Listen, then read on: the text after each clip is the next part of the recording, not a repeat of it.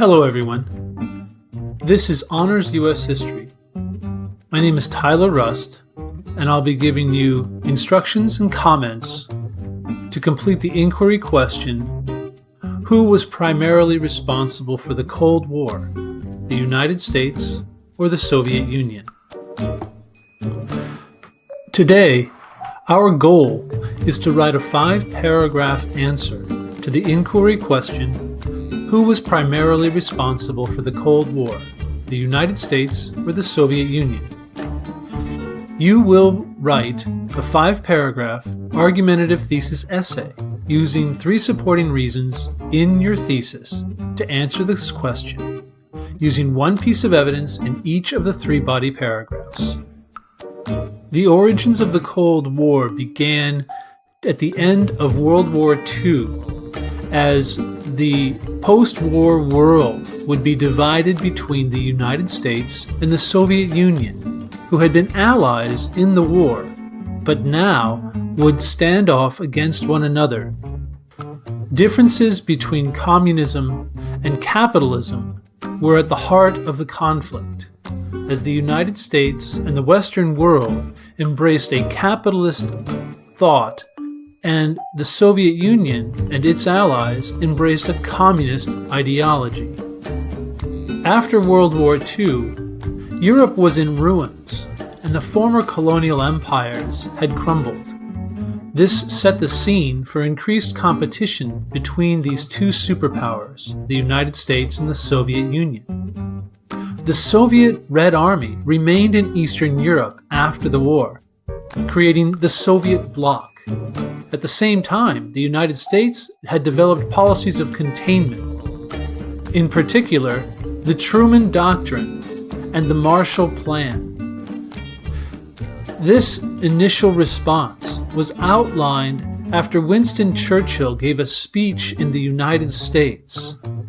His speech described the control of Eastern Europe as an iron curtain controlled by the Soviet Union. The Iron Curtain speech clearly laid out a line dividing Europe into Eastern and Western control. President Truman soon announced that he would support any effort to prevent the expansion of communism anywhere in the world. This policy of opposing Soviet expansion is called the Truman Doctrine. It was announced in a joint session of Congress in March of 1947.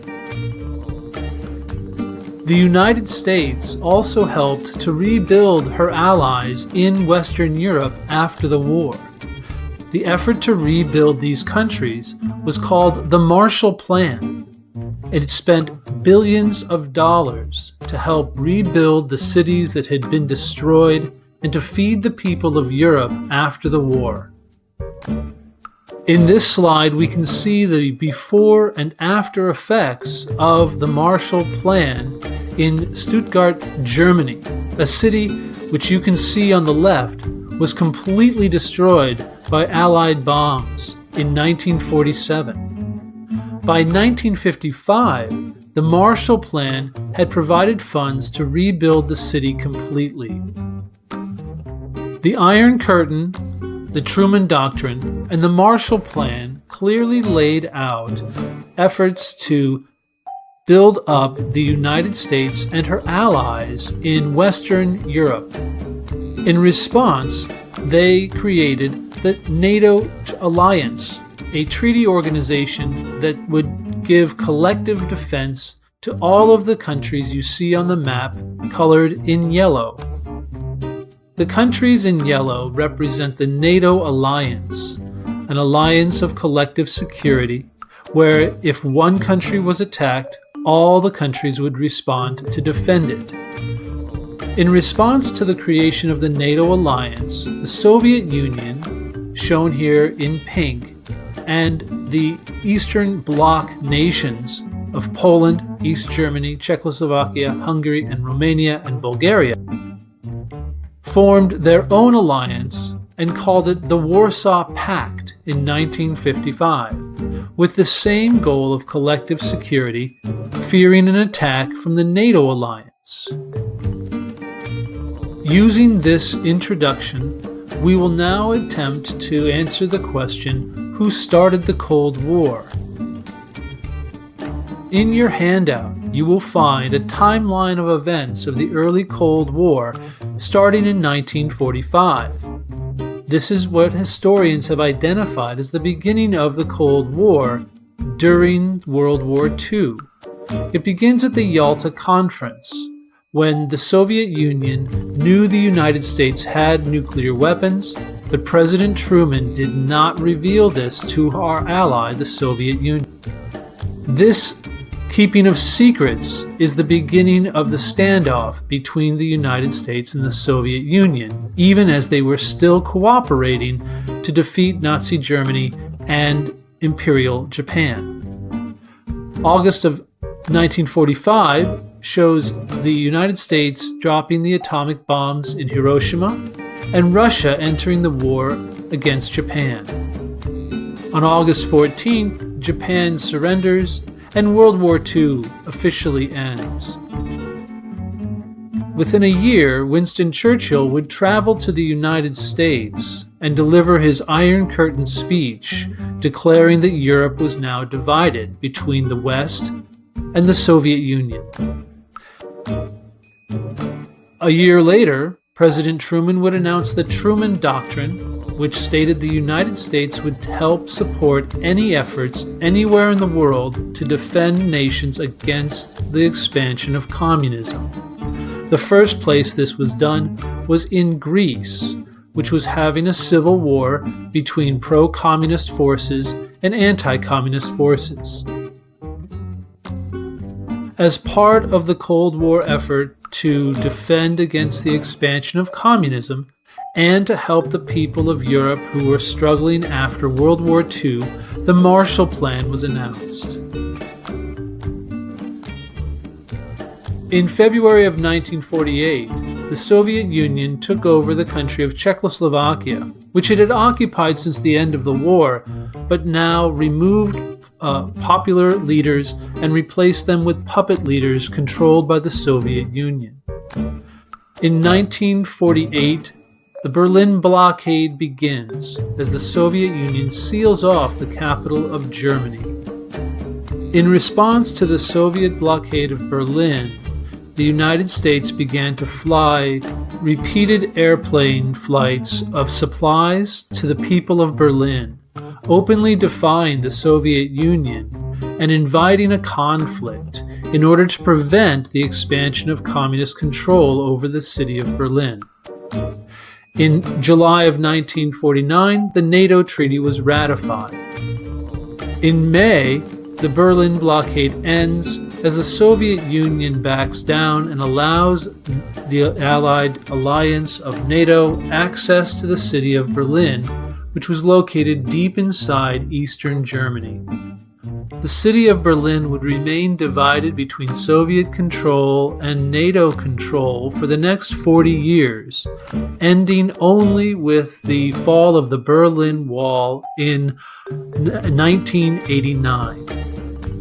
In September of 1949, communism expanded to take over the most populous country in the world, China, after Mao Zedong won the Communist Civil War. The victory of communism in China was one of the greatest foreign policy failures of the United States ever, because the Truman Doctrine had announced that the United States would work to prevent the expansion of communism, and now most of the people of the world were under control of communist leaders. In 1949, the Soviet Union also exploded its first atomic bomb, equalizing the military strength between the United States and the Soviet Union. Prior to this, the United States had been the only nation with nuclear weapons, and now its mortal enemy, the Soviet Union, had the ability to use them as well. 6 years later, in May of 1955, the Soviet Union and her controlled puppet governments in Eastern Europe formed the Warsaw Pact, a defensive alliance to counter the NATO treaty organization, the Allied Defensive Alliance. After finishing this instructional video, your next step will be to annotate the documents in the PDF that you have on the Google Classroom site. Using your annotations, you'll decide if the documents help you to answer the question one way or another, ultimately deciding who was responsible for the Cold War, the United States or the Soviet Union. After you've annotated the documents, you'll move to step 3, where you will write a 5-paragraph argumentative thesis essay on a Google document and attach it to the assignment in the Google Classroom site. Your 5-paragraph argumentative thesis essay should include the following elements. 1. A thesis at the end of your introduction in which you have underlined the thesis. Your thesis should also include 3 supporting reasons for why you decided who was responsible for the Cold War. In each of your body paragraphs, you will explain one of the 3 reasons from your thesis using evidence taken from the documents. You should use 1 quotation in each of your 3 body paragraphs for a total of 3 quotes in this essay. Let's take a look now at Document A, the Iron Curtain speech. Annotate this as I read it to you now, or work on it later at your own pace. Feel free to pause the video at any time to make notes in the margins or to type them into your Google Doc. Document A begins. It is my duty, however, to place before you certain facts about the present position in Europe. From Stettin in the Baltic to Trieste in the Adriatic, an iron curtain has descended across the continent. Behind that line lie all the capitals of the ancient states of Central and Eastern Europe: Warsaw, Berlin, Prague, Vienna, Budapest, Belgrade, Bucharest, and Sofia. All of these famous cities and the populations around them lie in what I must call the Soviet sphere, and all are subject, in one form or another, not only to Soviet influence, but to a very high, and in some cases, increasing measure of control from Moscow.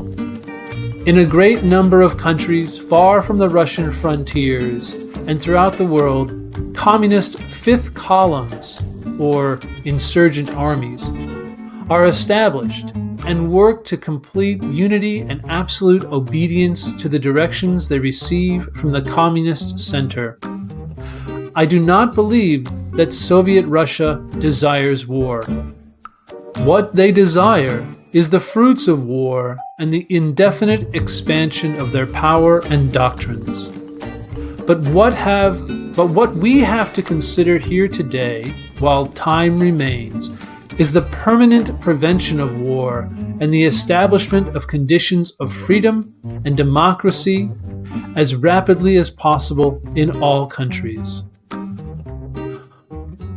Once you have annotated Document A, you should write the answers to the guiding questions in your Google Doc and submit it with your essay, which you'll write when we're finished.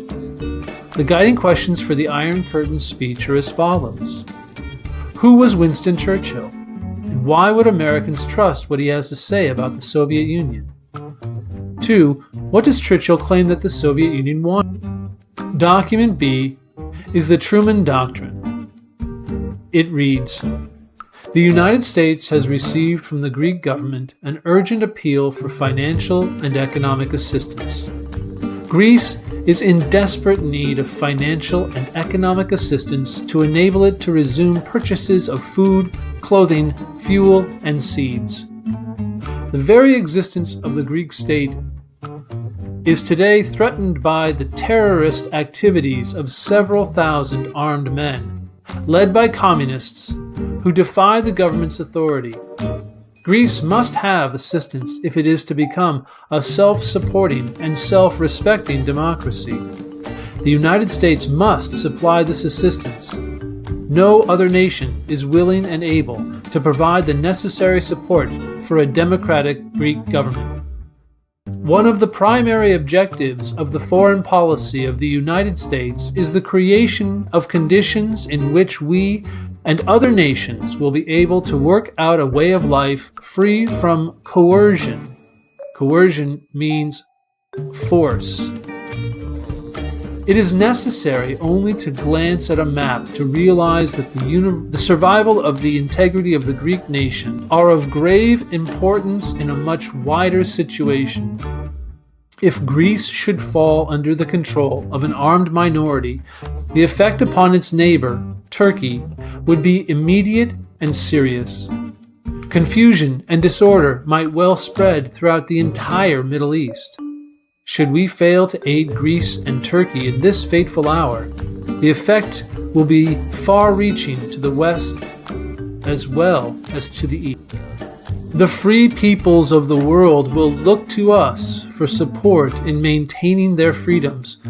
If we falter in our leadership, we may endanger the peace of the world, and we shall surely endanger the welfare of this nation. Great responsibilities have been placed upon us by the swift movements of events. After annotating Document B, the Truman Doctrine, you should write the answers to the questions labeled clearly in your Google Doc. The questions are as follows. 1. Why did Truman believe Greece needed aid in 1947? 2. What does Truman mean when he claims, should we fail to aid Greece and Turkey in this fateful hour, the effect will be far-reaching to the west as well as to the east? And 3. Does Truman present American policy as offensive or defensive? What words or phrases does Truman use to present policy in this way? One way to approach question number 3 would be to go back and circle words that you consider to be representing offensive or defensive language. Document C is a telegram from a Soviet ambassador. It reads, "The foreign policy of the United States, which reflects the imperialist tendencies of American monopolistic capital, is characterized in the post-war period by a striving for world supremacy. This is the real meaning of the many statements by President Truman and other representatives of American ruling circles, that the United States has the right to lead the world. All the forces of American diplomacy, the Army, the Air Force, the Navy, industry, and science are enlisted in the service of this foreign policy. For this purpose, broad plans for expansion have been developed and are being implemented through diplomacy and the establishment of a system of naval and air bases stretching far beyond the boundaries of the United States, through the arms race, and through the creation of ever newer types of weapons. During the Second World War, American leaders calculated that the United States of America, if it could avoid direct participation in the war, would enter it only at the last minute, when it could easily affect the outcome of the war, completely ensuring its interests. In this regard, it was thought that the main competitors of the United States would be crushed or greatly weakened in the war, and the United States, by virtue of this circumstance, would assume the role of the most powerful factor in resolving the fundamental questions of the post-war world. This document describes a perspective that sees the United States as attempting to take over the world and establish its control over all other countries. In this document, we can see how the Soviet Union reads the United States' involvement in World War II not to be one of fighting for freedom, but one that took advantage of the struggle other nations experienced, to enter the war late and to come out stronger than all other nations, and use that strength to control the post-war world. After annotating document C, you should answer the 3 guiding questions in your Google Doc, clearly labeling each one. Question 1. Who was Nicholas Novikov, and when did he write this telegram? 2. How does Novikov describe the United States? What evidence does he use to support his description? And 3. What does Novikov claim the United States planned during the Second World War? Document number 3 is from Henry Wallace, who had been the Vice President of the United States before Harry Truman served in that role.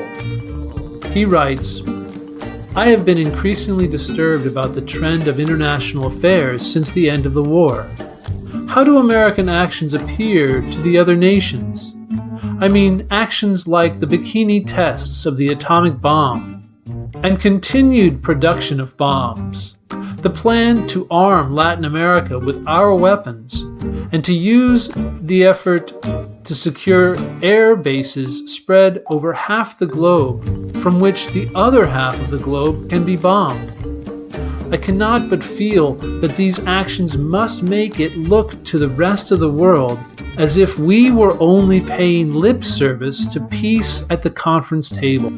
The term lip service here is used to mean that the United States is saying something that it does not really mean. The document goes on, "These facts, rather, make it appear either 1, that we are preparing ourselves to win the war which we regard as inevitable, or 2, that we are trying to build up a predominance, largest amount, of force to intimidate the rest of mankind. Our interest in establishing democracy in Eastern Europe, where the democracy by and large has never existed, seems to the Soviets an attempt to re-establish the encirclement of unfriendly neighbors, which might serve as a springboard of still another effort to destroy them." After annotating document D, Henry Wallace's letter, you should answer the 3 guiding questions in your Google Doc, carefully labeling each of your answers so it's clear to understand which question you're answering. The questions are as follows. 1. Who was Henry Wallace, and when did he write this letter? 2. What is Wallace's main argument? And 3. How does Wallace's description of American foreign policy compare to Truman's and Novikov's? Once you have annotated all of the documents and answered all of the guiding questions in your Google Doc, carefully labeling each of your answers, you should consider the inquiry question that you will write for your 5-paragraph argumentative thesis essay. The question is repeated at the end of your handout. Who was primarily responsible for the Cold War, the United States or the Soviet Union? Your answer must clearly choose one side or the other. It cannot be both. You need to write a 5-paragraph argumentative thesis essay in which you underline your thesis, and that your thesis has 3 reasons for why you chose either the United States or the Soviet Union as being primarily responsible for the Cold War. In your body paragraphs, you should explain each one of your 3 supporting reasons. Your topic sentence for each body paragraph should include one of the reasons from your thesis. In each body paragraph, you need to include 1 quotation from a document, for a total of at least 3 quotes in this essay. You should explain in your own words the quotations and how that evidence proves your thesis. This has been comments and instructions for the inquiry question, who was primarily responsible for the Cold War, the United States or the Soviet Union? It was created using materials from the Stanford History Education Group, Read Like a Historian, at Stanford University, and comments were offered by myself, Tyler Rust, for LPS Hayward.